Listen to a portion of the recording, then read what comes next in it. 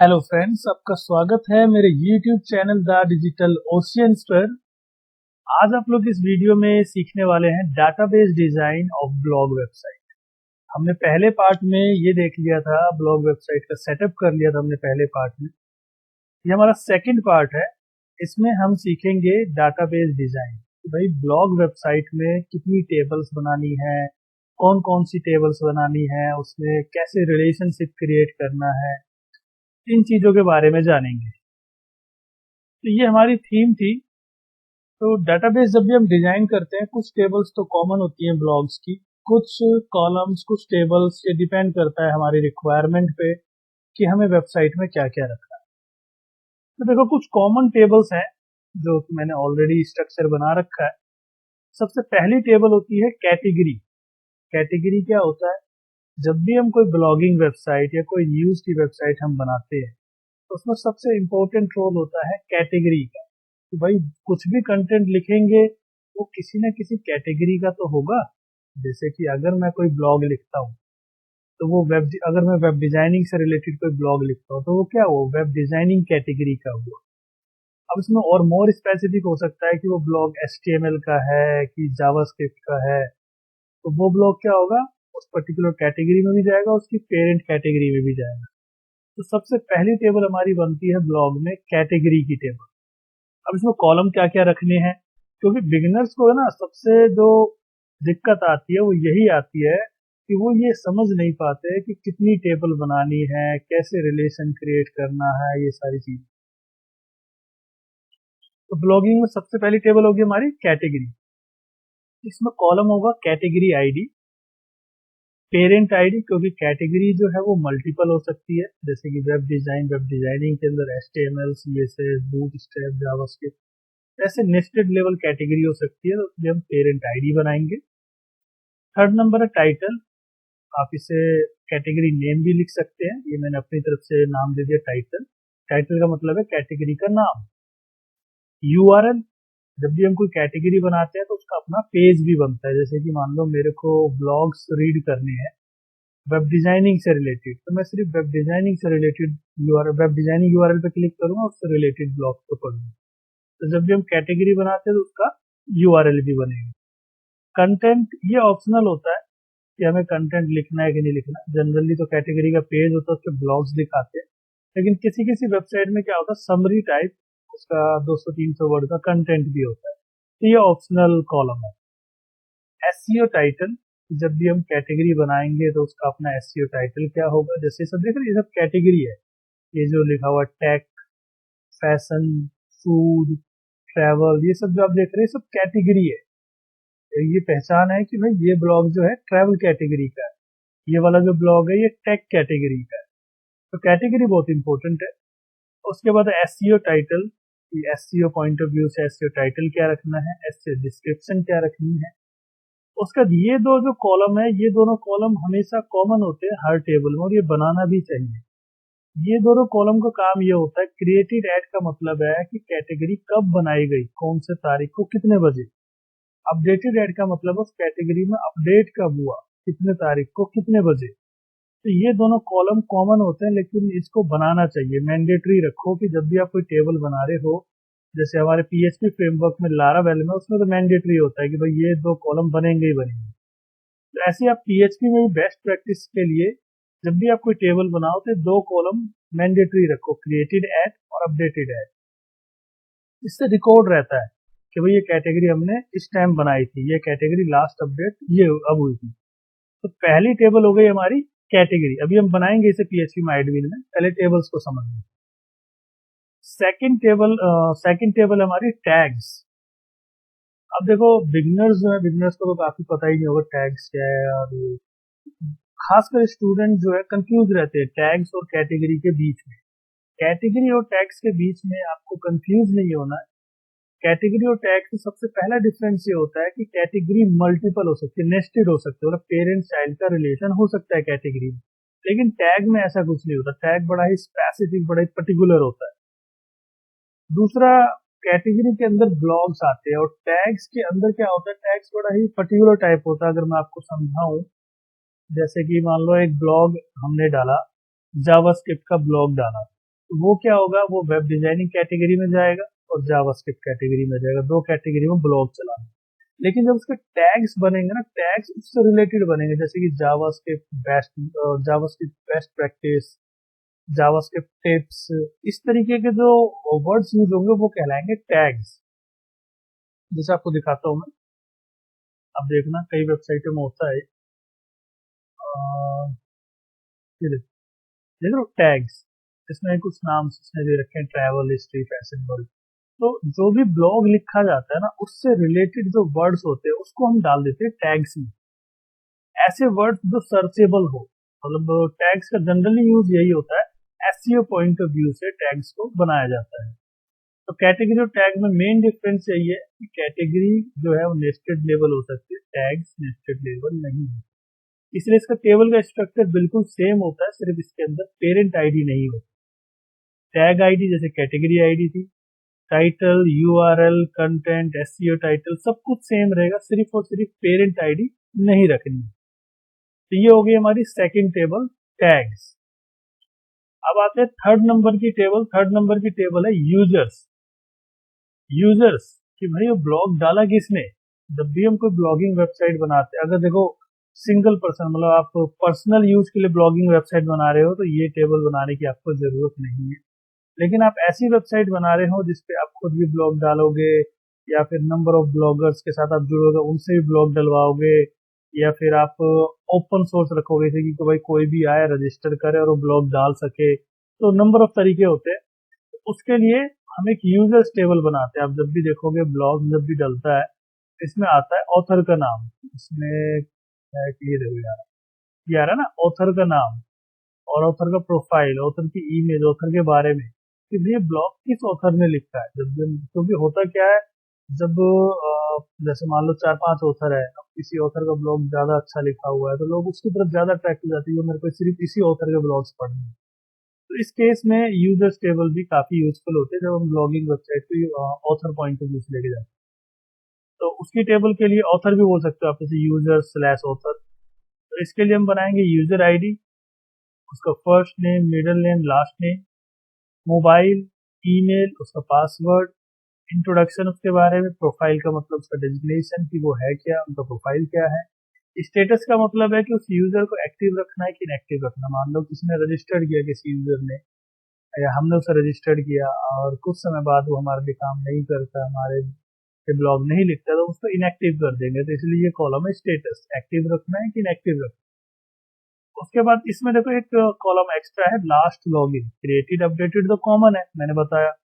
Last login का column इसलिए रखा है यूजर्स में ताकि ये पता लग सके एडमिन को, मतलब जिसकी वेबसाइट है, तो ये पता लग सके कि भाई ये यूजर्स कब कब लॉगिन कर रहा है। ऐसा तो नहीं कि अनवांटेड लॉगिन कर रहा है कि कुछ कर नहीं रहा, बस लॉगिन करे जा रहा है वगैरह बात। तो ये लास्ट लॉगिन से स्टेटस पता लग जाता है। तो ये टेबल हो गई हमारी थर्ड नंबर, यूजर्स और स्लैश ऑथर्स। फोर्थ टेबल हमारी बनेगी पोस्ट की ब्लॉग। आप इसे पोस्ट भी बोल सकते हो, ब्लॉग्स भी बोल सकते हो। इस टेबल में हमें कॉलम बनाना है पोस्ट आईडी कि भाई पोस्ट के ब्लॉग की आईडी क्या है। सेकंड नंबर कॉलम है ऑथर आईडी कि किस यूजर ने ब्लॉग पोस्ट किया है। थर्ड नंबर है पोस्ट का टाइटल, मतलब कि ये पोस्ट का मेन टाइटल क्या है। फोर्थ नंबर है उसका यूआरएल। यूआरएल अभी तो ये सिंगल पेज यूआरएल जनरेट होगा। उसके बाद है समरी। समरी क्या होती है, समरी बोलते हैं इसे, जैसे देख रहे हैं आप यहाँ पे थोड़ा सा कंटेंट दिखाई दे रहा है, पूरा ब्लॉग नहीं आ रहा। इस तरीके से हम एक कॉलम बना लेंगे समरी, जिसमें थोड़ा सा कंटेंट डालेंगे। उसके बाद है कंटेंट, जो कि हमारी लॉन्ग डिस्क्रिप्शन, ये पूरा जो कंटेंट आ रहा है ये कंटेंट में आएगा। उसके बाद है स्टेटस कि भाई ये जो ब्लॉग हम पोस्ट कर रहे हैं क्या इसे पब्लिश करना है कि नहीं करना है। क्योंकि कभी कभार क्या होता है कि जैसे मान लो किसी यूजर ने, नंबर ऑफ यूजर्स है, उन्होंने ब्लॉग लिखा, लेकिन मैं चाहता हूँ डायरेक्ट पब्लिश नहीं होना चाहिए, उसे कोई पहले उन ब्लॉग्स को वेरीफाई करे, उसके बाद उसे पब्लिश करे। ऐसे केस में हम क्या करते हैं, स्टेटस कॉलम का यूज करते हैं, इसे पब्लिश करना है कि नहीं करना है। इसको आप कॉलम का नाम ऐसे भी दे सकते हो, इज पब्लिश्ड। इसमें 01 में 01 सेव करवाते हैं। उसके बाद एसईओ टाइटल, इसका एसईओ टाइटल क्या रखना है, इसकी एसईओ डिस्क्रिप्शन क्या रखनी है। और उसके बाद क्रिएटेड एड और अपडेटेड एड, ये दोनों तो कॉमन है, ये मैं बता सकता हूँ। ये हो गई हमारी 4 टेबल, चौथी टेबल हो गई। अब आते हैं 5वें नंबर की टेबल पे। 5वें नंबर की टेबल है कमेंट। कमेंट में क्या है, कमेंट की आईडी, उसके बाद है पोस्ट की आईडी की भाई जो कमेंट है वो कौन सी पोस्ट पर है। टाइटल का मतलब है यूजर का नाम कि भाई कौन सी यूजर ने कमेंट किया है। कंटेंट का मतलब है क्या कमेंट किया है। स्टेटस का मतलब है कि उस कमेंट को पब्लिश करना है कि नहीं करना है, क्योंकि ऐसा नहीं है कि कोई भी यूजर आया कमेंट किया और वो दिखने लग गई। हम क्या करेंगे, उस कमेंट को पहले वेरीफाई करेंगे, अगर सही है तो उसे पब्लिश करेंगे। क्रिएटेड एड, अपडेटेड एड वही है कि कमेंट कब पोस्ट हुआ, और अपडेटेड एड की खैर इसमें जरूरत नहीं पड़ेगी क्योंकि कमेंट कोई अपडेट नहीं करेगा, कमेंट तो सिर्फ ऐड होगा। ये कॉलम आप इसे हटा भी सकते हैं। अब बात आती है पोस्ट अंडरस्कोर कैटेगरी।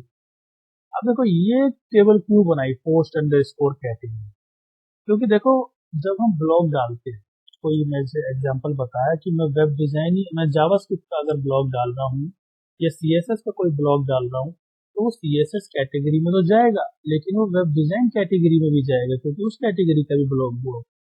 तो यहाँ क्या हो रहा है, एक ब्लॉग दो कैटेगरी से बिलोंग कर रहा है। तो अगर हम इस पोस्ट वाली टेबल में कैटेगरी आईडी को बनाते हैं और स्टोर कराते हैं, तो दिक्कत क्या होगी कि जो हमारा ब्लॉग होगा वो 2 टाइम रिपीट हो जाएगा।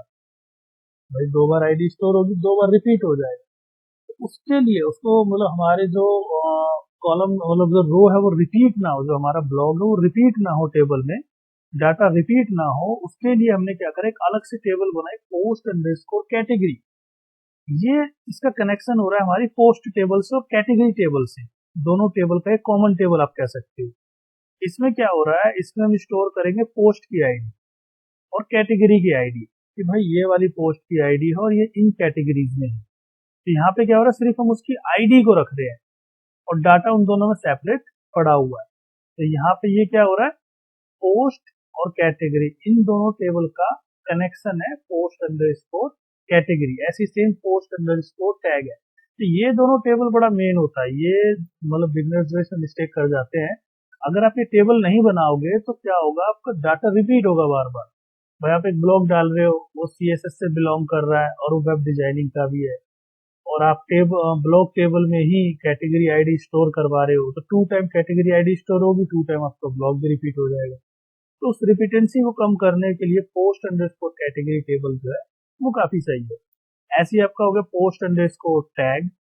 अब ये बड़ी इंटरेस्टिंग टेबल है, ये ऑप्शनल भी होती है कभी कभार, ये डिपेंड करता है हमारी नीड के ऊपर। पोस्ट अंडरस्कोर मेटा, इसके अंदर क्या स्टोर कर रहे हैं हम, पोस्ट की आईडी स्टोर कर रहे हैं, की स्टोर कर रहे हैं, कंटेंट स्टोर कर रहे हैं। अब ये क्या है, पोस्ट अंडरस्कोर मेटा में क्या करते हैं, जैसे मान लो ये हमारी पोस्ट है, कोई भी ये पोस्ट है, इस पोस्ट में ठीक है हमने कैटेगरी करवा ली, टाइटल करवा लिया, कंटेंट करवा लिया, ऑथर करवा लिया, लेकिन यहाँ पर इमेज भी तो है।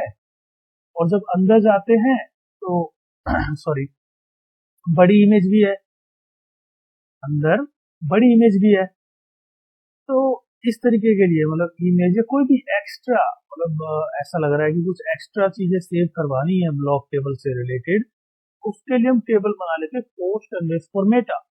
की में स्टोर करवाते हैं उस एक्स्ट्रा कॉलम का नाम, जैसे कि मान लो मैंने लिख दिया ब्लॉग इमेज, तो ये इमेज हो गया।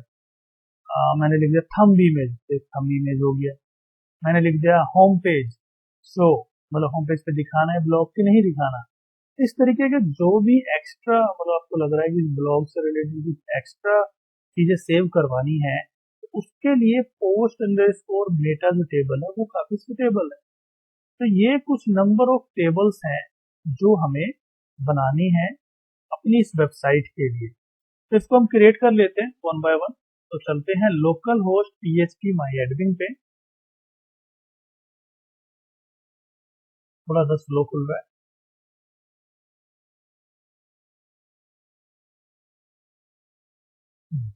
ओपन हो गया है, तो यहाँ पर हम डाटाबेस क्रिएट कर लेते हैं। डाटाबेस का नाम जो है मैं सिंपल रखता हूँ, ब्लॉगिंग। नाम आप कुछ भी दे सकते हो, ऑलरेडी मेरे ख्याल से ब्लॉगिंग वेब के नाम से क्रिएटेड है। मैं चेक कर लेता हूँ कहाँ है ये, छोड़ो, मैं ब्लॉगिंग के नाम से क्रिएट कर लेता हूँ। और यहाँ पे जो कोलेशन टाइप है, ये मैं अपनी हर वीडियो में बताता हूँ, UTF 8MB4 यूनिकोड CI, ये कोलेशन टाइप होना चाहिए। मेरा 7.3 वर्जन है, पुराना वर्जन है PHP MyAdmin का, इसीलिए यहाँ पर जो है मेरा दूसरा कोलेशन टाइप आ रहा था। लेकिन जब आप लेटेस्ट वर्जन पे काम कर रहे होंगे तो वहाँ पे बाय डिफॉल्ट आता है, आपको सिलेक्ट नहीं करना पड़ेगा। फिर भी आपको ध्यान रखना है, ये कोलेशन टाइप इसलिए सेलेक्ट करते हैं ताकि आप कोई भी ब्लॉग हिंदी, इंग्लिश या किसी भी लैंग्वेज में डालोगे तो वो सपोर्ट करेगा। अदरवाइज अगर आप कोई और कोलेशन टाइप लेते हो और आपने हिंदी ब्लॉग डाल दिया तो वो इंसर्ट तो हो जाएगा लेकिन सेलेक्ट नहीं, मतलब प्रिंट जब आप कराओगे तो बॉक्स बॉक्स बन के आएंगे। तो कोलेशन टाइप आपको ध्यान रखना है, UTF 8MB4 रखना है। तो ये मैंने कर ली टेबल क्रिएट ब्लॉगिंग। सबसे पहली टेबल है हमारी कैटेगरी, मैंने यहाँ से कॉपी कर लिया। कैटेगरी कॉलम है 1 2 3 4 5 6 7 9 कॉलम है, तो यहाँ मैंने 9 कॉलम बना लिए। क्योंकि मैंने यहाँ पे लिख रखा है तो कॉलम के नाम मैं यहीं से ले लेता हूँ कि मेरे को लिखना ना पड़े। Cat ID, parent ID, title, URL,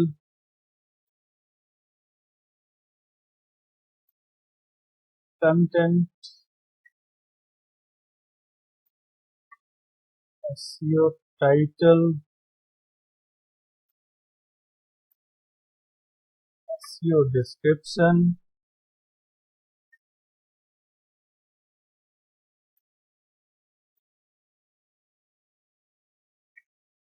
तो ये अपडेटेड ऐड जो है इसको आपको रखना है डेट टाइम, और क्रिएटेड ऐड है इसको भी आपको रखना है डेट टाइम। इसको मैंने नल कर दिया, सॉरी नल कर दिया, इसको भी नल कर दिया। SEO डिस्क्रिप्शन को आपको रखना है टेक्स्ट, इसको भी मैं नल कर देता हूँ। SEO टाइटल को भी रखना है टेक्स्ट। कंटेंट को आपको रखना है, ये कैटेगरी का कंटेंट है तो छोटा ही कंटेंट होगा, इसको भी आप टेक्स्ट रख लेना। उसके बाद URL को भी टेक्स्ट रख लेना आप। टाइटल को भी हम टेक्स्ट रखेंगे। पेरेंट आईडी इंटीजर होगी, कैटेगरी आईडी भी इंटीजर होगी, और जो कैटेगरी आईडी है वो हमारी प्राइमरी की होगी। तो इसको हमने ऑटो इंक्रीमेंट कर लिया, इसको हम कर देते हैं सेव। तो हमारी एक टेबल जो है वो रेडी हो गई। अब हम बना लेते हैं दूसरी टेबल टैग्स के नाम से।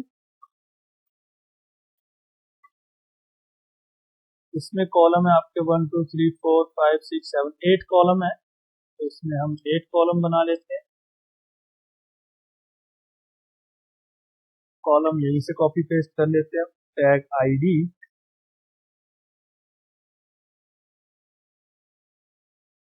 Title,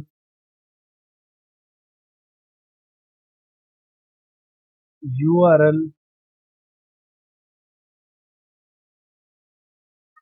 content, SEO title, SEO description, created at, updated, वही same date and time.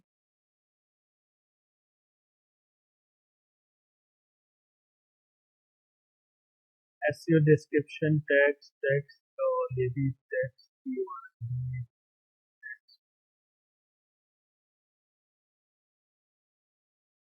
Title भी टेक्स्ट, ये सब नल।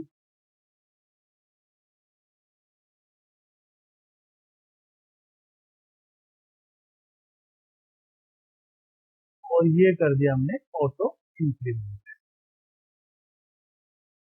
तो ये हमारी दूसरी टेबल रेडी हो गई। अब हम बना लेते हैं तीसरी टेबल जो है यूजर्स। नाम आप अपने अकॉर्डिंग दे सकते हैं, यूजर्स, ऑथर, जो भी आपको सही लगे। कॉलम जो इसमें है 1 2 3 4 5 6 7 8 9 10 11 13 कॉलम है इसमें।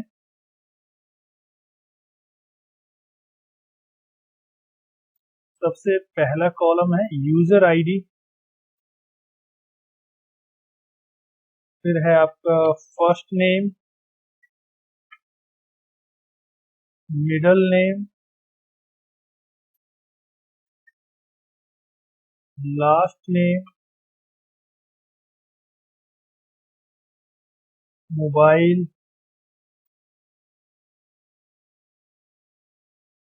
ईमेल,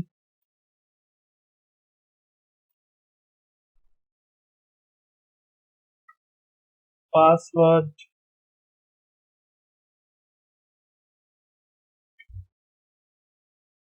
इंट्रो,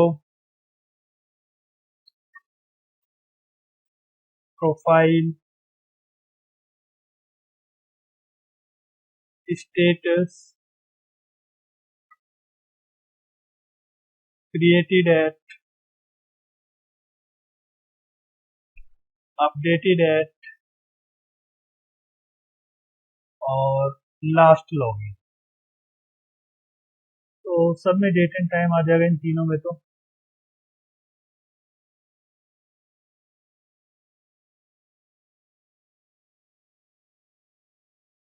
स्टेटस जो है वो स्टेटस इंटीजर ही रहेगा, क्योंकि इसमें ट्रू और फॉल्स, 1 और 0 सेव करवाते हैं। प्रोफाइल में हो जाएगा टेक्स्ट, इंट्रो में भी हो जाएगा टेक्स्ट, पासवर्ड में टेक्स्ट। इसको रेंज दे देंगे, ऐसा नहीं कि कुछ भी बंदा डाल दे। इसको हमने रेंज दे दी कि भाई 10 कैरेक्टर तक आप सेव कर सकते हो या फिर 15 कैरेक्टर तक। ईमेल में भी टेक्स्ट हमने दे दिया, इसको भी रेंज दे दी हमने 50 कैरेक्टर। मोबाइल, मोबाइल को हम बिग इंट देंगे और इसको हमने लिख दिया 10 डिजिट। लास्ट नेम हो गया टेक्स्ट, मिडिल नेम हो गया टेक्स्ट, फर्स्ट नेम हो गया टेक्स्ट और सबको कर देते हैं नल।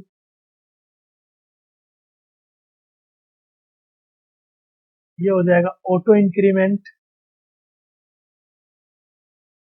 इसको कर देते हैं सेव। सॉरी। तो ये हो गई हमारी यूजर्स, 3 टेबल हो गई। अब आते हैं चौथी टेबल पे, पोस्ट्स। पोस्ट्स, इसमें कॉलम है 1 2 3 4 5 6 7 8 9 10 11। 11 कॉलम है इसमें।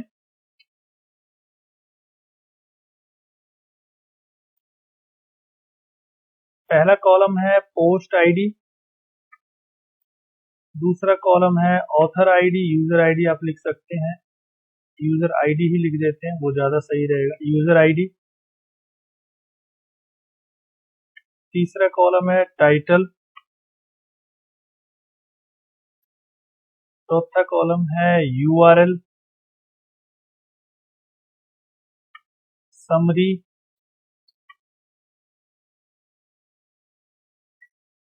Content, status, SEO title, SEO description, created eight और अपडेटेड एट। ये तो हो गया डेट टाइम, ये भी हो गया डेट टाइम। एसईओ डिस्क्रिप्शन हो गया आपका टेक्स्ट, एसईओ टाइटल हो गया टेक्स्ट, इसको नल कर दिया मैंने। स्टेटस को इंटीजर ही रखेंगे। कंटेंट, कंटेंट जो है इसको आपको रखना है, कंटेंट को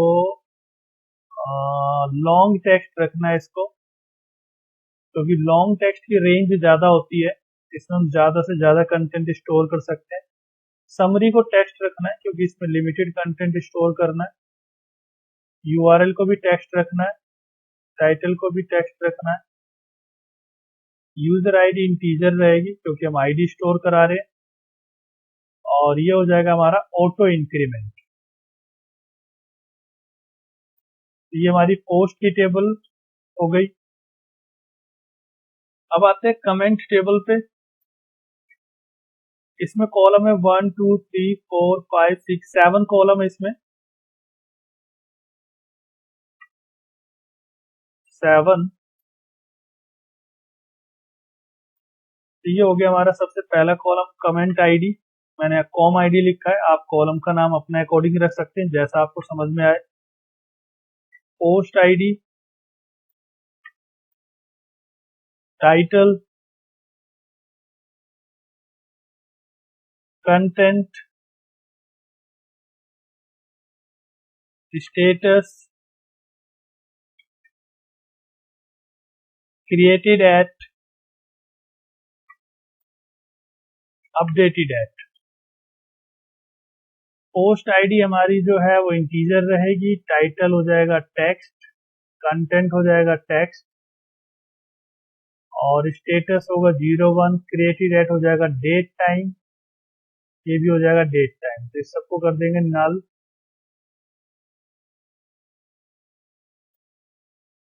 ये सब हो गया हमारा नल। जो पहला कॉलम है वो हो जाएगा ऑटो इंक्रीमेंट, प्राइमरी है, इसको कर देते हैं सेव। तो ये हमारी कमेंट टेबल हो गई। अब आ जाते हैं पोस्ट अंडरस्कोर कैटेगरी पे। पोस्ट अंडरस्कोर कैटेगरी, इसके अंदर कॉलम है 1 2 3 4 5 कॉलम है।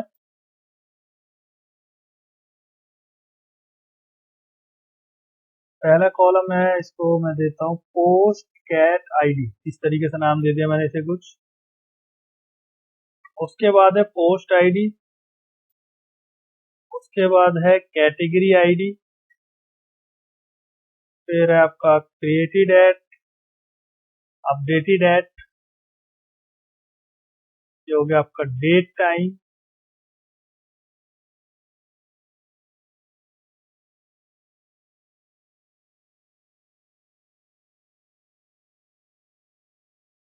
ये हो गया आपका ऑटो इंक्रीमेंट। सेव करते हैं इसे। उसके बाद आपका पोस्ट अंडरस्कोर टैग, इसमें भी आपके 5 कॉलम है।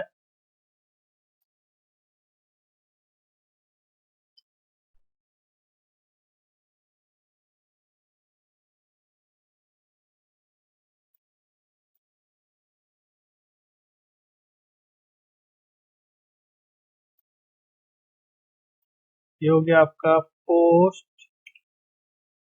टैग आईडी, ऐसा नाम दे दिया मैंने इसे। ये हो गया पोस्ट आईडी, ये हो गया tag ID, created at, updated at, इनको मैंने कर दिया नल। ये हो गया आपका डेट टाइम, ये भी हो गया आपका डेट टाइम, टैग आईडी को ऐसी रहेगा ये।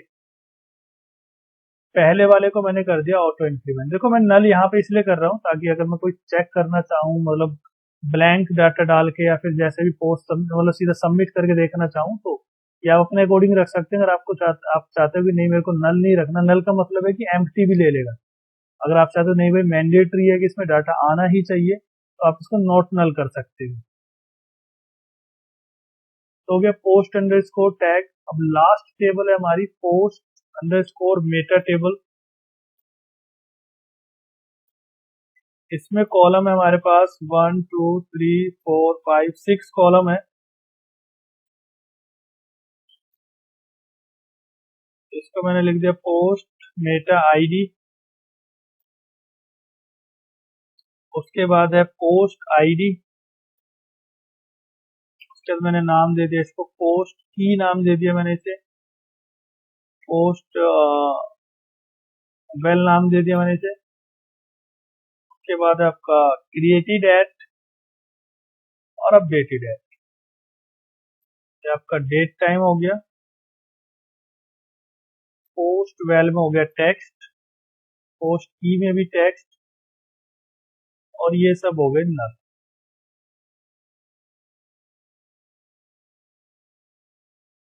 ये हो गई ऑटो इंक्रीमेंट। सेव। तो ये टोटल नंबर ऑफ 8 टेबल्स हमारे यहाँ पे बनी है, 8 टेबल्स बनी है। ये डिपेंड करता है हमारे प्रोजेक्ट पे, किसी में टेबल्स कम ज्यादा हो सकती है, कॉलम्स कम ज्यादा हो सकते हैं। जो मेरी नज़र मेरे को लगा कि इस वेबसाइट पॉइंट ऑफ व्यू से इतनी टेबल्स बननी चाहिए, तो ये मैंने बनाई। बाकी जैसे हम आगे और कंटिन्यू करेंगे तो कुछ अगर चेंजेस होंगे तो हम देख लेंगे डाटाबेस में। तो ये हमारा था सेकंड पार्ट। ब्लॉगिंग वेबसाइट का, जिसमें आपने ये सीखा कि भाई ब्लॉगिंग वेबसाइट में कैटेगरी क्या है, टैग क्या है और कितनी टेबल्स हमें बनानी चाहिए। बाकी मिलते हैं अपने नेक्स्ट पार्ट में। नेक्स्ट पार्ट में मैं आपको बताऊंगा कि एडमिन पैनल सेटअप करना, कि ब्लॉगिंग वेबसाइट का एडमिन पैनल कैसे सेटअप करते हैं, कितने पेजेस बनाने हैं। तो टेबल बन गए तो टेबल के अकॉर्डिंग ही हमारे पेजेस भी बनेंगे। तो अगर आपने इस वीडियो से कुछ नया सीखा हो तो आप इस वीडियो को लाइक करिए, चैनल को सब्सक्राइब करिए और बेल आइकन को प्रेस करिए मेरी ऐसी ही वीडियो की नोटिफिकेशन के लिए। Thank you.